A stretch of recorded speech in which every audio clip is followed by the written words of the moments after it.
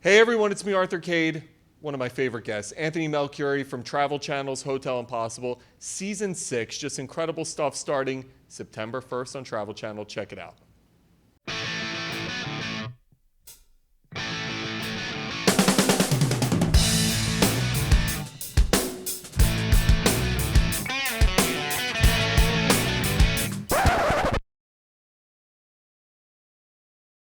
Hey everyone, it's me, Arthur Kade.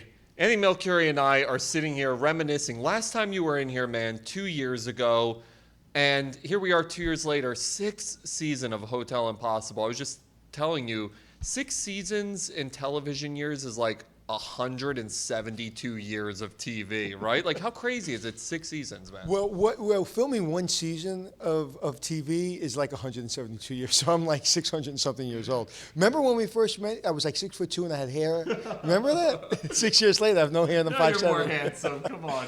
Always dressed impeccably. Like I said, it's a blessing. You know, you just try to get to lunch. You try to put one step in front of the other, and you try to help people. And as long as you're doing it for the right reasons, you're trying to help people, and you try to keep, and you're authentic.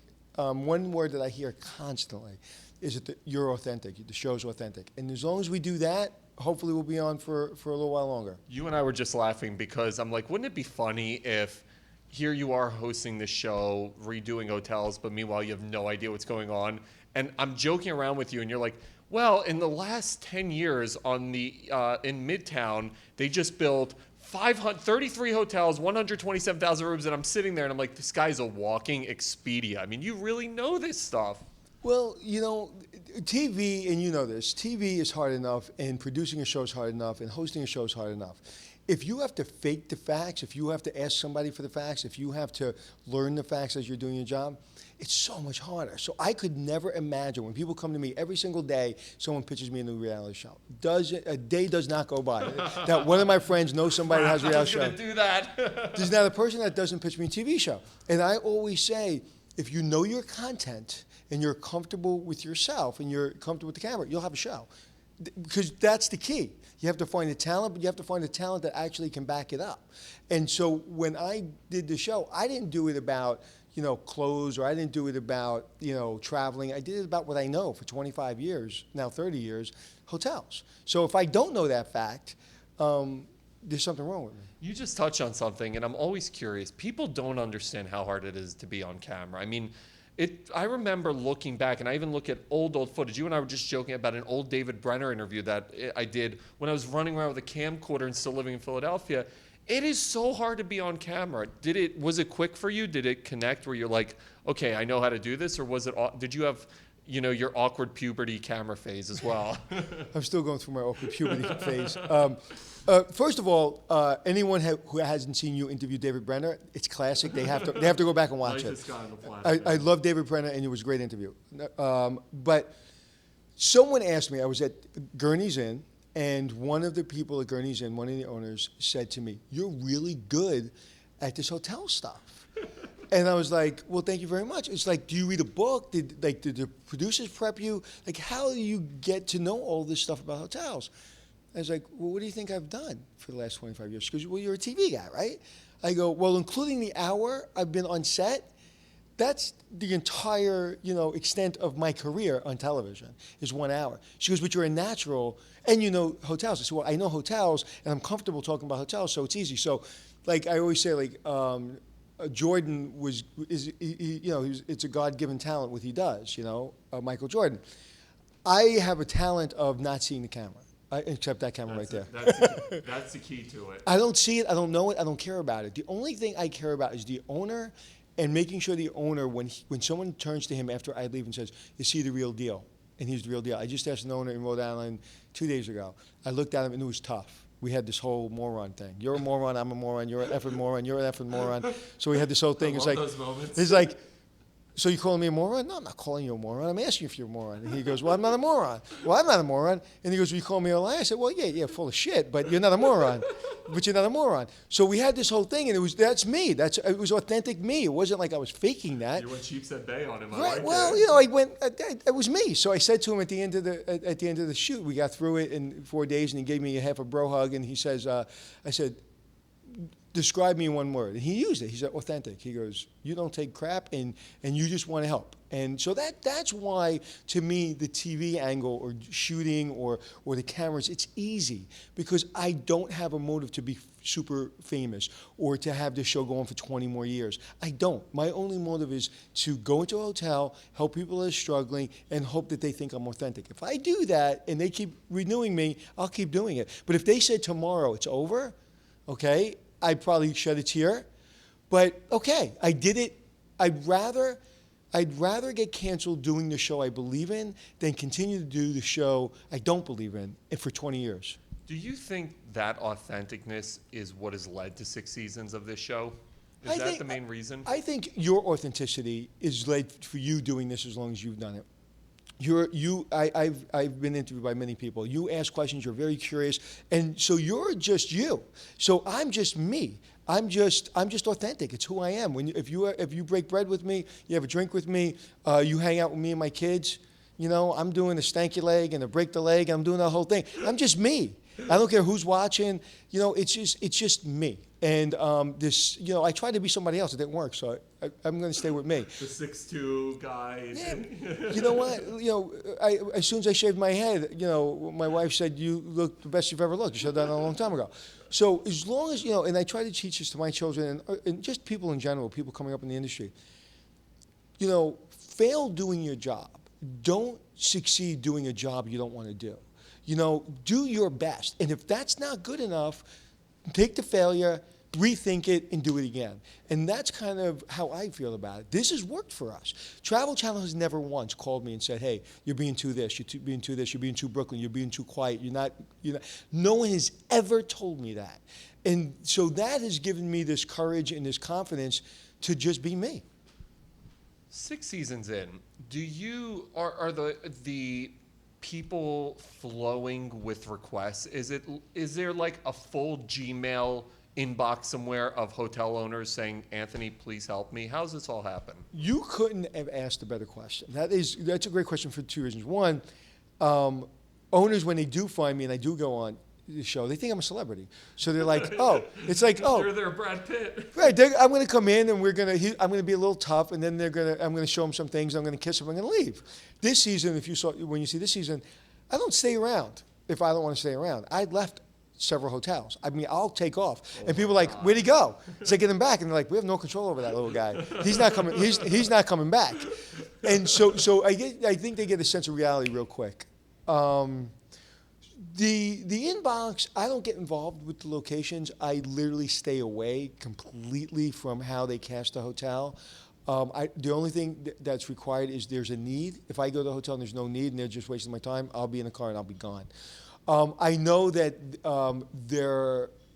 I wouldn't say that there's a huge influx of emails, and I'll tell you why. I'll tell you why. People are nervous to have me come to their hotel. So there are people that want me, and there's a big list of that, but that's not necessarily someone we want to maybe go to. So the location manager say there's no need there. Well, yeah, it'd be great to have Anthony here, and like he can show us some things. Well, did you make money last year? Well, yeah. Well, how are your comment scores online? They're great, but we just need a little help with marketing. Those seem to be the people that are giving us a call. The people who are truly desperate, who are truly at their wits' end, they call us. But they're fewer simply because they're embarrassed. You mentioned the online component, and we're living in a different age right now. You have Expedia, you have Kayak, you have Yelp. I mean, everything is online. How do you, as a hotel owner in this world, market yourself when everything is so instantaneous? I've asked that question a lot from hotel owners, and no one believes me. The hotel owners just don't believe me. They go back and do it their own way sometimes, and then they finally realize I'm right. The biggest marketing program and the most money you should spend is on your guest. If you get the hotel operation right, you have, say, in New York City, you have a 300-room hotel. and say it's sold out, because 92% occupancy last year at a $389 rate. There I go again with numbers. That's crazy. Okay, and we've increased the room nights in just a couple of years by tens of thousands of rooms. 40%. We have 40% more rooms in New York City now than we did 8 years ago. Is there the demand for that? 52 million visitors last year. Unbelievable. And we're going to break a record again this year. Broadway's breaking all kinds of records. So yeah, there's absolutely demand. You see what's happening. There's hotels being built, garages are being, you can't park a car in New York anymore because the hotels are being built. So it's there, and so when you have 300 rooms and you're sold out, and people are paying $300, $400, $500, $600 a night to stay in your hotel, there are people who are well traveled and they're used to using the internet. Those are the people that are marketing your hotel, and no one is listening to me. If you come up number one on all of these websites, whether it be TripAdvisor or Google, wherever, if you're constantly in the number one, number two, number three spot, you are going to kill it. You don't have to fire your director of sales. Fire him.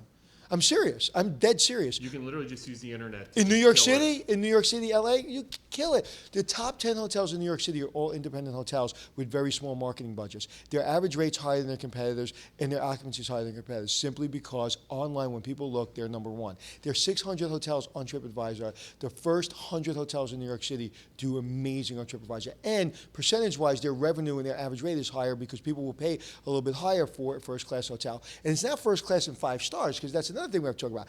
5-star hotel, right? 4-star hotel, AAA rated, is different than a 5-star hotel that a consumer rated online. People aren't looking for 5 diamonds anymore. What people are looking for is they're looking for 5-diamond reviews. You mentioned that because when I look around, and I've traveled extensively, especially through my 20s, I remember it was like the Mandarin Oriental, the Ritz-Carlton, and then you had an enormous drop-off. You were then looking at the Marriotts and the mid-levels. Now it feels like they filled a void between the Ritz-Carlton and the Marriott, and every chain now has that kind of 4.5-star hotel, and that's where I feel like the golden spot is. Am I right? Well, I think the golden spot is whether you're a Holiday Inn Express, I don't get paid to say this, which is my favorite chain because they're mid-level market, but they give me everything I need relatively quickly, and I love it. Always hot water, comfortable beds. But they can be number one in a market that has a 4 seasons. Matter of fact, I'll give you an example. Staybridge Suites, Staybridge Suites Vegas. You go to Vegas, and the number one hotel, at least it was a couple weeks ago, number one hotel in Vegas is Staybridge Suites. Staybridge Suites. Really? Yeah, it's number one, based on reviews. They're sold out. I couldn't get a room. And my assistant called and said, it's Anthony Melchiorri, the Hotel Impossible guy. He's like in town. And like, sorry, we don't have a room. Like, I got a room at the big hotels. I got a room anywhere I wanted, but I couldn't get a room there because it comes up number one on TripAdvisor and online. So really, whether you're like a Kipton product, or whether you're a Four Seasons product, or whether you're even like an autographed product from Marriott, or like you mentioned, all these mid-level kind of boutique brands that all the Hyatts and Hiltons and everybody's coming up with, it doesn't matter. Give me a 200-room no-name hotel, and I'll call it Bob's Hotel in New York City, and give me one revenue manager, and don't give me a sales team, don't give me a marketing budget, and I will beat the crap out of my competition. You just brought something up that really blew my mind. Is that a trump card for you when you're traveling? Can you drop the whole, hey, I'm the Hotel Impossible guy? And I never drop it. I never drop it. And my assistant, I said it's sold out. He goes, yeah, I even use the name. I said, don't use my name. That's not cool. I always use his name to get the reservation. So don't use my name. That's not cool. I would totally use my name if I were you. Right. So no, I don't. I mean, listen, if you know me, you know me. If you don't know me, you don't know me. If you want to do nice things for me, I'm not going to say no. But I don't. No, I don't. Have you had a situation where you have checked into a hotel and they're like, oh my God, it's Anthony Melchiorri, the Hotel Impossible guy? Every week. Awesome. See, you and I are so different. I would milk the life out of it. I mean, there's one guy. He was a really nice guy, really nice owner, very, very intense guy. He was a big, big fan, and he has a mid-level hotel brand. And I walk into the lobby, and there's a picture of me. And it says, welcome, Anthony Melchiorri, who's staying in our hotel. That's awesome. No, I don't want anybody to know I'm staying in a hotel. One, for security reasons, and two, I'm working. You should not put a picture of me. All right. Note to self: don't put a picture of me in your lobby saying I'm staying in your hotel. Would you say, whoever, whatever celebrity staying in your hotel? You don't do that. So, but he was. So I didn't say anything. I never criticized him for it. I took a picture with him. I laughed about it, and it was it. But yeah, I get 6 seasons. I just walk into the building, you get noticed. So yeah, That's and it's awesome, great. man. And I like to think 100% of the people that you would meet would say Anthony stopped, took a picture, and he spoke to me as long as I wanted to speak to him. So, listen, it's a blessing to be here. It's a blessing to be on TV. I'm humbled by it. It was an idea I had in my basement 5 years ago now. And how many people behind me want to get on television? Now we have 3 shows, not only Hotel Impossible, we have 5 Star Secrets, and then we have Hotel Showdown, and so Hotel Impossible Showdown. So that I keep getting asked to do these shows. I helped create 5 Star Secrets, but then I was asked to come on to Hotel Showdown. I mean, what do I have to complain about? You mentioned that. Is this now a path that you're following? Do you want to actually produce and develop more shows? Yes, absolutely. I think I didn't realize I had a talent for it. I have a talent to create, I think, a show.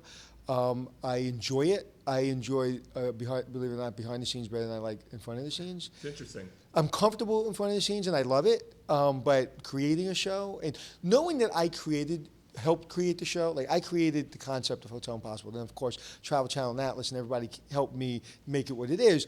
But to be able to create that and then really make sure being behind the scenes, everything stays authentic, I enjoy that. I love that. I like being in front of the camera, but yeah, I like producing and creating. However, as you know, this industry, especially now with ad revenues and how ad revenues work, and it's crazy what's happening to television and the different devices it's on and the different Netflix, Amazon. It's crazy. We are living in a very unique world because there is a need for more content than ever before, but it's still hard. It's very hard. And that's what people don't understand. The people I talked to that want shows, I said, if you have a good show, and let's back up. The number one thing, I'm going to ask you a question. The number one thing you need in this industry, besides talent, besides ability, what's the number one thing you need? Desire, tenaciousness. Thank you.